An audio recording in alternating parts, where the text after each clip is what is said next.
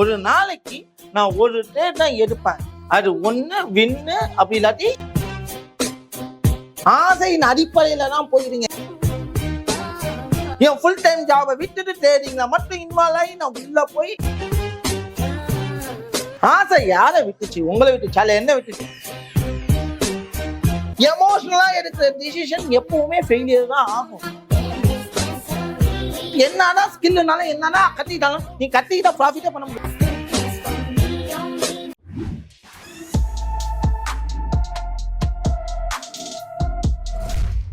இன்னைக்கு நான் என்ன பேச போறேன் அப்படின்னு பாத்தீங்கன்னா, செபியோட ரிப்போர்ட் படி 95% ட்ரேடர்ஸ் ஒன்லி லாஸ் பண்றாங்க அப்படின்னு சொல்லிட்டு ஒரு ரிப்போர்ட் கொடுத்தாங்க. அந்த லாஸுக்கான காரணம் என்ன? ஃபர்ஸ்ட் இதுல என்ன சொல்றாங்க அப்படின்னா, ட்ரேட் பண்ணாதீங்க, ட்ரேட் பண்ணாவே நீங்க லாஸ் தான் பண்ணுவீங்கன்னு சொல்லிட்டு ஃபர்ஸ்ட் முறைகேடே வந்துட்டு இதுதான் வருது. அந்த லாஸுக்கான காரணம் என்ன?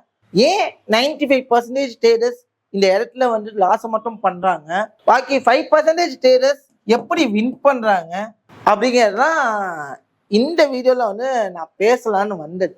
லாஸுக்கான காரணம் மார்க்கெட் நிறைய பேரோட அப்ரோச் இருக்கு. ஆனா எல்லாருமே அந்த வியூ வந்துட்டு நமக்கு ஏற்ற மாதிரி யாருமே இங்க பாக்கல. அதுதான் வந்து உண்மை. இன்வெஸ்ட்மெண்ட்ல லாஸ் ஆகாதா? என்னோட கேள்வி அதுதான். இன்வெஸ்ட்மெண்ட்ல ரிஸ்க் இல்லையா? யாராச்சும் ஒருத்தவங்க சொல்லுங்க, இன்வெஸ்ட்மெண்ட்ல ரிஸ்கே கிடையாது அப்படின்ட்டு. ட்ரேடிங்ல எந்த அளவுக்கு ரிஸ்க் இருக்கோ அதே அளவுக்கு இன்வெஸ்ட்மெண்ட்ல ரிஸ்க் இருக்கு. என்ன அப்புறம் நாங்க பாட்டி இன்வெஸ்ட் பண்ணோமா, எனக்கு வட்டி அது க்ரோ பண்ணி கொடுக்கும். நீங்க ஒரு கம்பெனில ஸ்டாக் வாங்குறீங்க, இன்வெஸ்ட் பண்றீங்க, அந்த கம்பெனியை எப்ப இழுத்து மூடித்தானே என்ன பண்ணுவீங்க? எப்ப வேணாலும் இழுத்து மூடலாம். அப்ப இழுத்து மூடித்தானே என்ன ஆகும்? எப்ப வேணாலும் எனிதிங் ஹேப்பன். ட்ரேடிங்ல எந்த மாதிரி லாஸ் இருக்கோ அதே அளவுக்கு இன்வெஸ்ட்மெண்ட்லயும் இருக்கு, நான் இல்லைன்னு சொல்ல மாட்டேன். அப்ப ஏன் ட்ரேடிங்ல மட்டும் 95% ட்ரேடர்ஸ் ஃபெயில் ஆகுறாங்க ரிப்போர்ட் வருதுன்னா, எஸ், இதுக்கான காரணம் நீங்க மட்டும்தான். உடனே எல்லாருமே ஒருத்தவங்க மேல பழி போடுவோம். ட்ரைனிங் எடுத்த மென்டார்ஸ் மேல, இந்த மென்டார்ஸ் எனக்கு சொல்லி கொடுத்தாரு அதனால என்ன ப்ராஃபிட்டே பண்ண முடியல, அதெல்லாம் காரணமே கிடையாது. ஸ்கில்லுங்கிறது அடுத்த விஷயம். ஸ்கில்லாம் ஒரு பார்ட் தாங்க. ட்ரேடிங்ல மெயினா பிளே பண்றது என்ன அப்படின்னு பாத்தீங்கன்னா, அடிச்சு சொல்லுவோம், உங்களோட மைண்ட் செட் மட்டும் தான். அந்த மைண்ட் செட் உங்களுக்கு இல்ல எனக்குமே பிளே ஆகும். புரியுதுங்களா? ஸோ நம்ம வந்து எடுக்கக்கூடிய தவறான முடிவுகள்னாலதான் நம்ம வந்து ஃபெயில் பண்ணணும். அந்த தவறான முடிவுகள் என்னென்ன அப்படின்னு பாத்தீங்கன்னா, ஃபர்ஸ்ட் திங், டெய்லி நான் ட்ரேட் பண்ணிக்கிட்டே இருக்கணும். லிமிடேஷன்ஸ் கிடையாது. ஒரு நாளைக்கு 10 ட்ரேடு, 15 ட்ரேடு, 20 ட்ரேடு, லிமிடேஷன்ஸ் கிடையாது. ஒரு ஸ்ட்ரிக்ட் ஆஃப் டிசிப்ளின் கிடையாது. ஸ்ட்ரிக்ட் ஆஃப் டிசிப்ளின் கிடையாது. ஒரு நாளைக்கு நான் ஒரு ட்ரேட் தான் எடுப்பேன், அது ஒண்ணு வின்னு, அப்படி இல்லாட்டி லாஸ் அப்படிங்கிற மைண்ட் செட் நமக்கு கிடையாது. என்ன பண்றேன் அப்படின்னா, லாஸ் ஆயிடுச்சு, நான் லாஸ் ரெக்கவர் பண்ண அடுத்த ட்ரேட் நான் வந்து ஒரு செல் பொசிஷன் போட்டிருக்கேன். இந்த இடத்துல செல் போட்டிருக்கேன், ஸ்டாப் லாஸ் இங்க வச்சிருக்கேன், ரைட்டா? அப்போ மார்க்கெட் இங்க இருந்து செல்லுவேன், டக்குனு போயிட்டு ஸ்டாப் லாஸ் ஆச்சுன்னா மார்க்கெட் மேல போகும்னு சொல்லி பையன் இருக்கு. என்ன ஆகும்? மார்க்கெட் டக்குனு ஸ்டாப் லாஸ் இங்க 2 ட்ரேட் லாஸ் ஆகும். ரியாலிட்டி விடுங்க. ஏன்னா எமோஷனலா எடுக்கிற டிசிஷன் எப்பவுமே ஃபெயிலியர் தான் ஆகும். ஏன்னா நம்ம நிறைய விஷயங்களை வந்துட்டு என்ன பண்ண மாட்டோம்னா, பார்க்க மாட்டோம், நிறைய விஷயங்களை மறந்துடும், பிளாங்க் ஆயிடும். மைண்ட் என்ன ஆயிடும்? டோட்டலா பிளாங்க் ஆகும். சீரியஸா சொல்றேன், அதுதான் வந்து உண்மை. நான் சொல்றது எத்தனை பேர் அக்னாலேஜ் பண்ணீங்கன்னு தெரியல. உண்மையே நான் சொல்றது பாருங்க, இதனாலதான் மேக்ஸிமம் லாஸ் ஆகும். இன்னொரு விஷயம், ஆசை யாரை விட்டுச்சு? உங்களை விட்டுச்சா இல்ல என்ன விட்டுச்சா? யாரை விட்டுச்சு? பணத்து மேல இருக்குதா ஆசை. இன்வெஸ்ட்மெண்ட்ல போட்டா எப்படியும் 2 வருஷம் ஆகும் ரிட்டர்ன்ஸ் வர, 3 வருஷம் ஆகும். ட்ரேட் பண்ணா சூப்பரா சம்பாதிச்சா, டெய்லி ப்ராஃபிட் கிடைக்கும். ஆசை யாரை விட்டுச்சு? பணம் யாருக்கு தேட்டட்டும் சொல்லுங்க? வேணும். என்னைக்கு ஒரு மனுஷன் எனக்கு இது போடும்னு நினைக்கிறானோ அப்பதான் வாழ்க்கையில ஜெயிக்கிறான். எனக்கு மாதம் இவ்வளவு ரிட்டர்ன்ஸ் போடும்னு நினைச்சாதான் வாழ்க்கையில ஜெயிக்க முடியும். இல்ல எனக்கு ரிட்டர்ன்ஸ் மேல வேணும் அப்படின்னு நினைச்சா கடைசி வரைக்கும் உங்களால என்ன பண்ண முடியாது, ஜெயிக்க முடியாது. அதை நான் 100% அடிச்சு இந்த இடத்துல சொல்றேன். ஸோ ஆசையின் காரணமா தான் நம்ம என்ன பண்றோம், லாஸ் பண்றாங்க. இந்த ஆசை யாருக்கு அதிகமா வருது அப்படின்னு பாத்தீங்கன்னா, பணக்காரங்களுக்கா? ஏன்னா அவங்களுக்கு தெரியும். பிகாஸ் பணக்காரங்களே ஆகிட்டு இருக்காங்க அப்படின்னா ரீசன், அவங்களுக்கு பணத்தை எப்படி உருவாக்கணுங்கிற ஐடியா தெரியும்.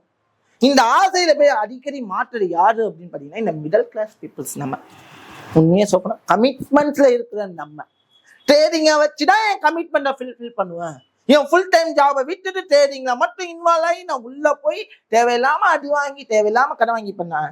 ரீசெண்டாக ஒரு நியூஸ் பார்த்தேன், ட்ரேடிங் ஆப் மூலமா ஒரு பையன் 1 crore கடன் வாங்கி லாஸ் பண்ணியிருக்கான். இதுக்கெல்லாம் ரீசன் இந்த ஆசை தாங்க, இந்த கன்றாவியான ஆசை தான்.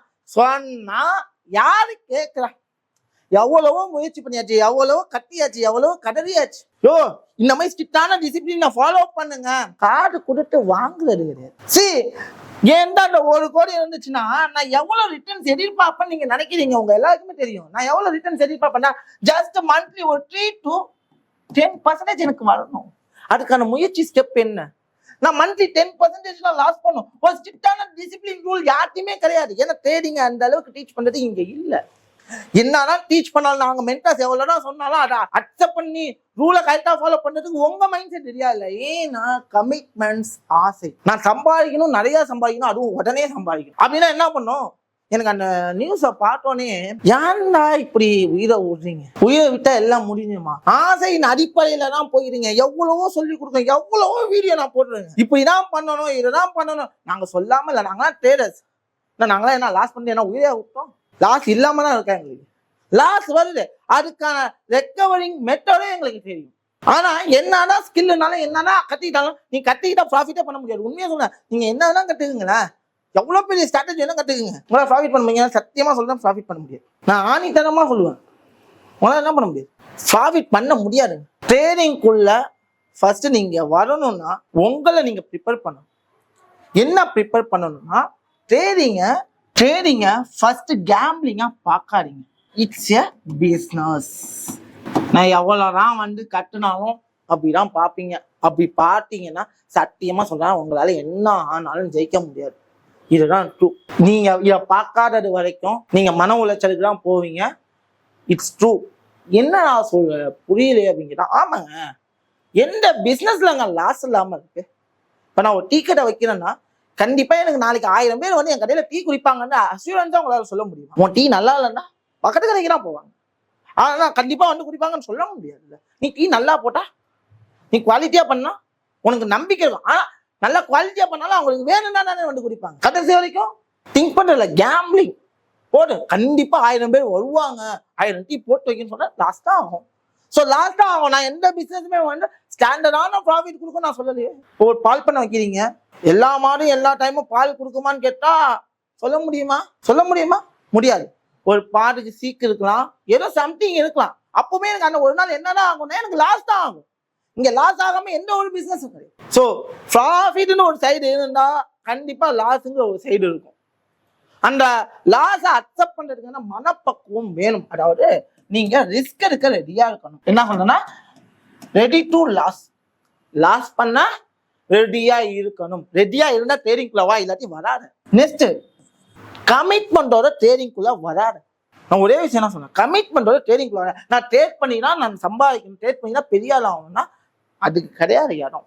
ஆனா ஆகலாம், ஆனா உடனே ஆகணும்னு நினைக்காதீங்க. யாரா இருந்தாலும் நான் எல்லாரையும் கேட்குற ஒரே விஷயம் என்னன்னா, நான் இன்னைக்கு ட்ரேட் பண்ணி நாளைக்கு கோடீஸ்வரன் ஆகணும் நினைக்காத.